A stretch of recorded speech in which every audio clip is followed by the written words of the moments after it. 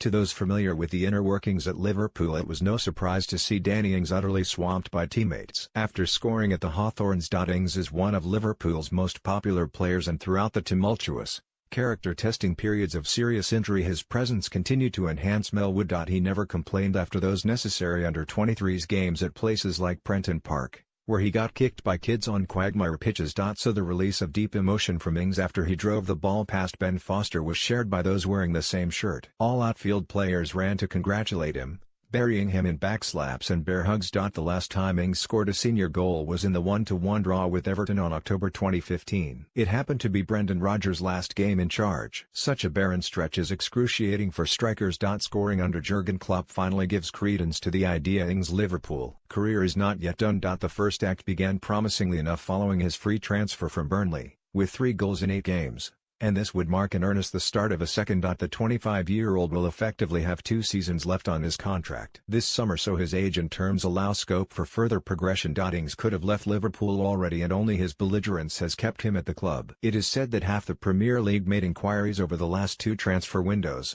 with West Brom high among those interested, while Wolves and Aston Villa were to win the championship to look at a move. But Ings was of the mindset that you do not leave a club of Liverpool's stature until every drop of potential has been wrung out, and those 2 major knee issues had prevented that from being the case. So none of those prospective transfers, either permanent or loan, got far off the ground, and it was Daniel Sturridge who left in January instead. Klopp has used Ings as the ideal squad player in recent weeks, sending him off the bench when a goal has been needed or starting him in games when others need a rest. He was not great at Everton out wide, but a sign of Klopp's faith could be seen when Ings was given the final few minutes of the Champions League victory at Manchester City. It was a symbolic reward. He began here in the number 9 role Roberto Firmino usually fills with such industry, and within 4 minutes he had scored. The snap finish to Jorginho Wijnaldum's layoff spoke of a player whose instincts remain razor sharp. And Ings had an eventful afternoon after that too. There was a running battle with Craig Dawson, with the West Brom defender clattering first with his legs and then his head. Later Dawson was highly fortunate not to concede a penalty when taking out Ings in the box. Referee Stuart Atwell indicated a natural coming together, but it was more cynical than that. Ings could have had a second goal also. He slightly misjudged James Milner's cross to send a header over,